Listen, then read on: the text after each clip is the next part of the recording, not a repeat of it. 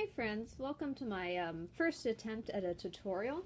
For this we're going to be looking at how to replace the elastic on a pocket diaper. And honestly, this particular approach I use can be used on almost any cloth diaper. Here we have a Fuzzibunz size small. The Fuzzibunz fixed size is perfect size. Have sewn in have elastic that's attached at both ends, so it is not the button loop elastic like the Fuzzibunz one size are. And so I'm just going to walk you through how to replace the elastic on the legs and waist of a basic pocket diaper. So first of all, we're going to open the pocket diaper up, and as you can see, the elastic on this one is very stretched out. It just doesn't stretch anymore, really. So, and I've already used a small seam ripper, and I came just a little ways out. From the end here, and I just picked a small spot in the casing that has the elastic going through. And I did that on each end. You can see I've already done it right here. Already done it right there. And so now what I'm going to do is I'm going to use the seam ripper to reach inside, and this part can be a little tricky because sometimes the elastic tries to hide. So I just reach inside and get it under the old elastic, and don't cut it if you can avoid it, but just pull enough out so that you have enough to work with. So there I've pulled a little loop of elastic out to work with. So now what I'm going to do is I already have my elastic pre-cut, and these particular diapers I like to use the, let's see, what is that, 3/8 inch elastic, and it's approximately 4.5 inches long. Some diapers actually use the 1/4 inch elastic. A lot of the Bum Genius diapers use the 1/4 inch elastic, but for this we're using the 3/8, so just under 1/2 inch. And I'm actually going to take this over and fold it over just so that if I miss anything, it has a harder time pulling out after I stitch it in. So I'm just going to hold it up as close to where the old elastic is sewn in as I can. And I already have my needle here with just some basic white thread. Honestly, as long as it's not a bold color, it doesn't matter because you're not going to see it in the end for this part. And I sewed a knot on the end of it. And then I just start right here along this edge and pull it all the way through until the knot catches. And then I just do a little whip stitch along that edge. And how many stitches just depends on how far you folded the new elastic over. Alright, and then when I get to the top, what I do is I pull the fabric away from the elastic as much as I can, and then I just grab a little bit of the old elastic and a little bit right through the folded edge of the new elastic and pull it on through. And I just do that all the way down the folded edge, some of the old elastic, some of the new elastic, and pull it through. A lot of people like to purchase elastic that they have done, or that is specifically designed for swimsuits or things like that. I am just using your basic Dritz elastic that you can buy at almost any sewing store or even big box stores. So then when we get down to the end of the folded edge, got to make sure you don't catch any extra fabric in there. We're going to turn it over a little bit, and we're going to do the same thing we did with the first edge along the other edge. Get the old elastic in there and both layers of the new elastic. That should give you a nice, when you do that all the way around, it should give you a nice strong connection so that it won't easily break the thread or pull out of the end of the elastic. That's why I fold it over. And I'm trying to keep it where you can see as much as possible. I do apologize if my hands get in the way. Sometimes they just don't quite. So when you get down almost to the end there, what we're going to do is we're going to just make a little knot as close to the elastic as we can. Once I get it looped around, I like to put my thumb right on top of it so that it doesn't slip away. And I like to do that twice, just to make sure I have a nice size knot there.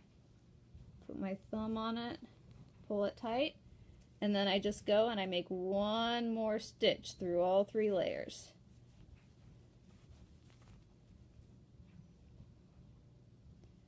Okay, and once you get that done,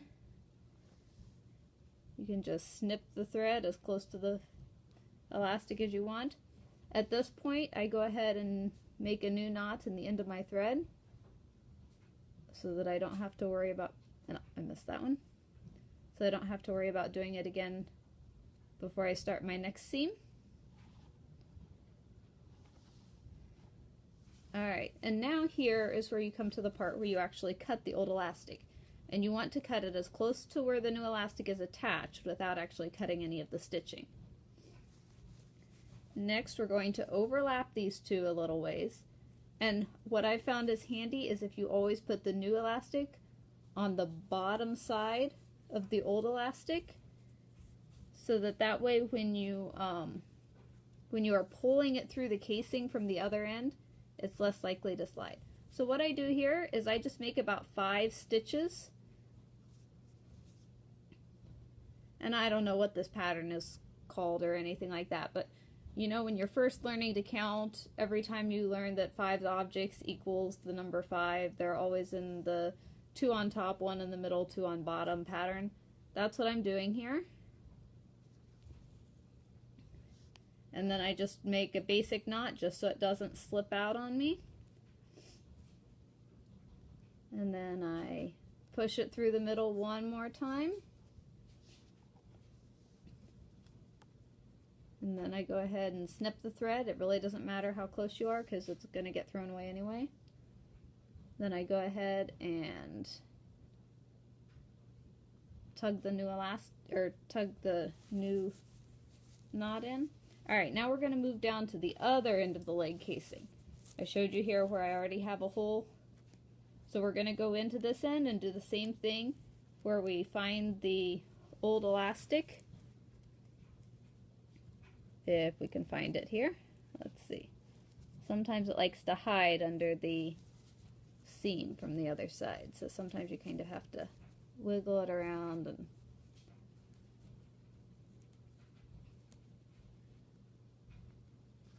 now, where is that elastic today? I know it's in there somewhere because it hasn't broken all the way.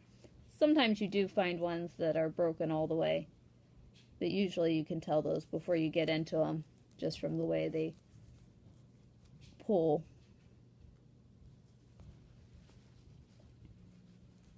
Okay, I've got just the edge of it here. Let's see if I can pull it out a little bit.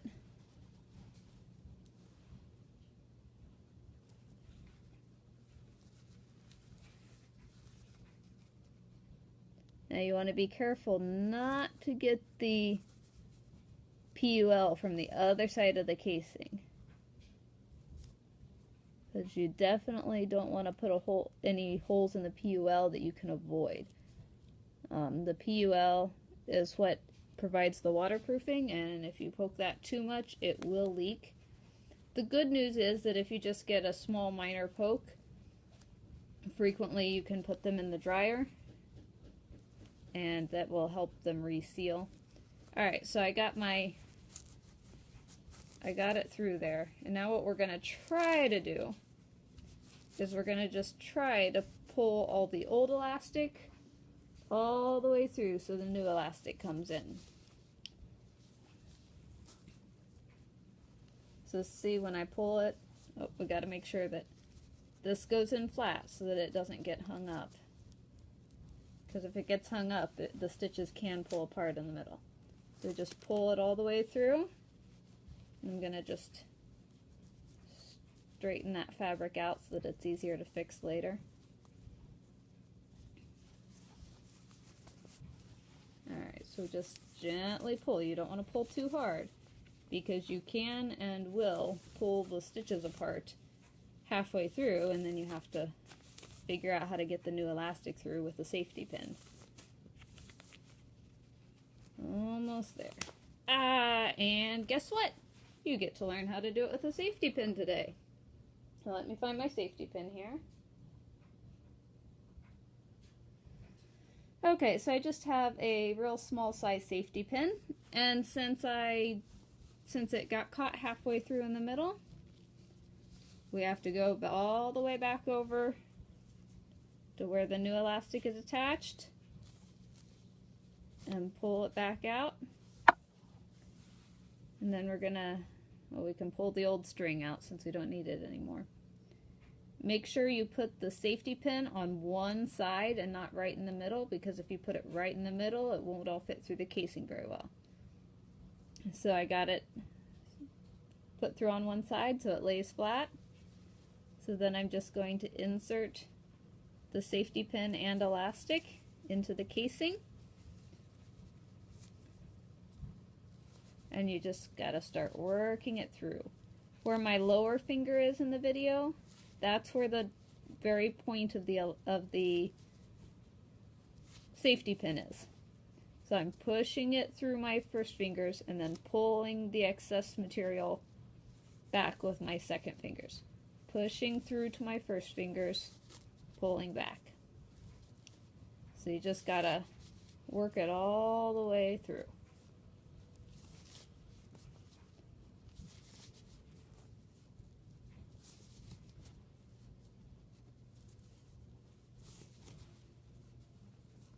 Okay, so now we got the tip of our safety pin out here. You just got to work it through to get the elastic all the way through. And we made it. So now I'm going to pull as much of it through as I can so that I have room to work without it popping back into the casing. Take the safety pin off.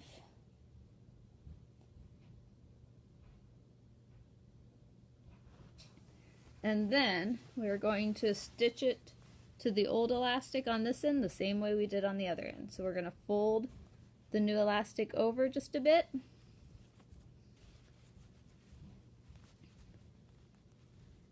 And we're going to get up as close to it as we can.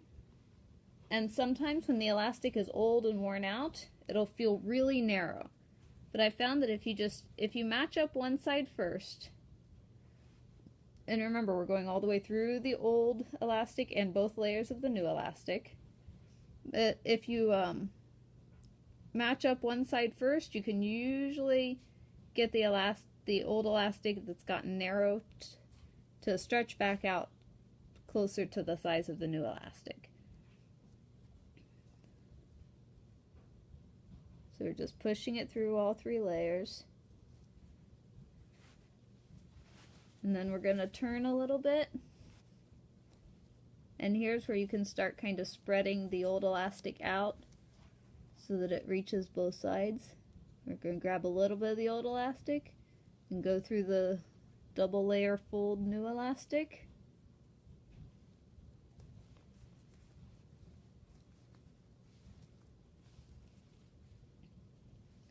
And some things kind of get wonky on you. The good news is that in a case like this, unless something happens where you have to change the elastic again, chances are you're never going to see it again. And now we get a lesson on what happens when your thread breaks. So my thread just broke, so I'm just going to thread my needle there, and I have a, oh, where'd it go?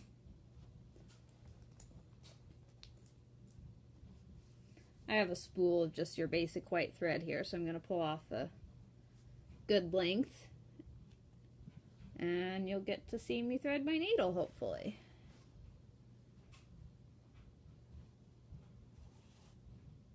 Just hold the thread still, Slip the needle down over it and pull it through. Just like that, on a good day anyway. Doesn't always go that smoothly. Alright, so we're going to put a knot on the end. Alright, since it popped off halfway through the going across the top, I'm just going to go back to that corner and start at the corner where we changed from going up the side to across the top and redo those stitches there just to make sure they don't pull out on us.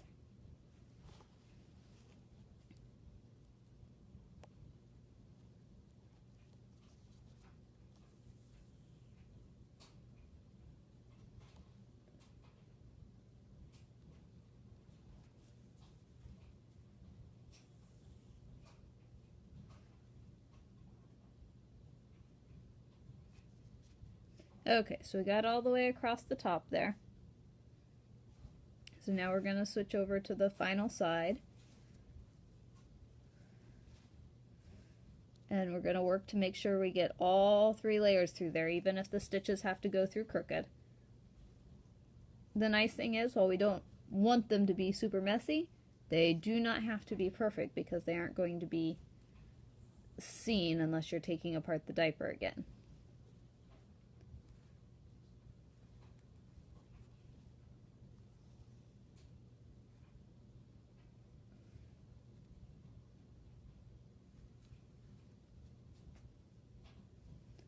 Alright, we're almost down to the bottom of that side. So we're going to do a couple little knots here to make sure our elastic or our thread doesn't slip out. Put my thumb on it to keep it from moving around on me. And then we're going to go back through all 3 layers just to finish off.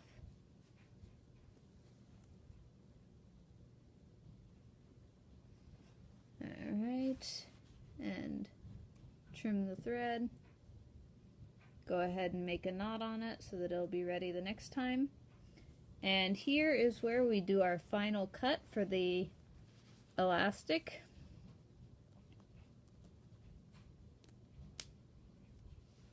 So now the old elastic is off, and we're going to even that seam out.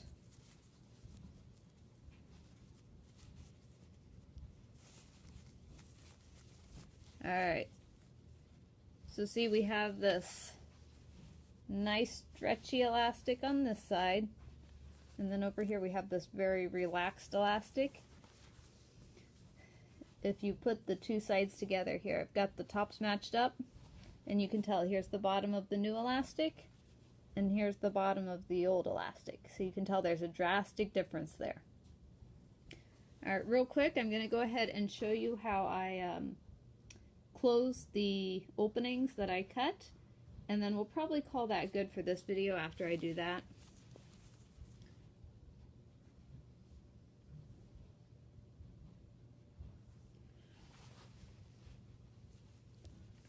Alright, so I have my thread and my needle, and I already tied a knot in the end. So we're going to go right up here and pull that through. And notice I started from the inside so that the knot is inside. So now with this laying nice and neat, we're just going to start. We're going to grab a little bit of the fabric on one side of the opening and a little bit of fabric on the other side of the opening and pull it through. Now our goal is to make this as unnoticeable as possible. Anyone who takes time to really look at the diaper will be able to see where we stitched it back together, but our goal is to make it as unobtrusive as possible, as smooth as possible, so that it's not irritating to the baby's leg or anything like that. And most people won't even know it's been repaired unless they really take time to look closely.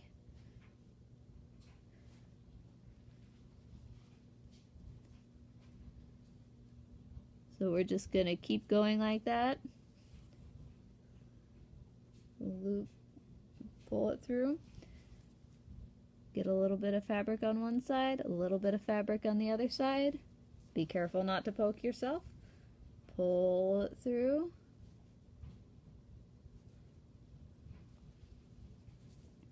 A little bit of fabric on one side, a little bit of fabric on the other side. Pull it through.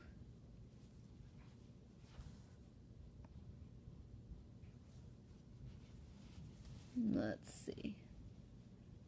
Just keep doing that all the way down until you have all the fabric fastened back together, so there's no opening.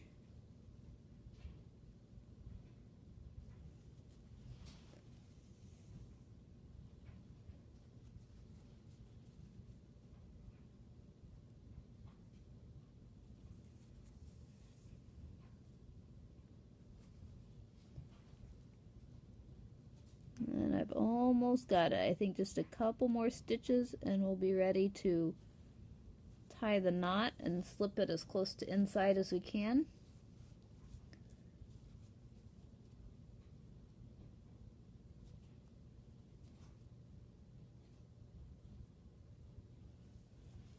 Alright. So now I'm going to do what I've done before, where I make a knot. Just wrap the thread around as close to the fabric as possible. Use my thumb to hold it in place. Do that a couple times to make sure nothing's going to slip out. And then to hide it as well as I can, I just go right back under where I've already sewn and go up. See, I went through the seam that I had just sewn and pull it all the way through. And then clip the thread as close as possible. So see? There, you can barely see it, but there was an opening there. Now there's just a little bit of stitching there. And you would just repeat that on the other end. And then the whole process, you would repeat on the other side, other leg. And then if the elastic in the back needs changed, like this one does, we just do the same thing. See, I already have slits cut there for the new elastic.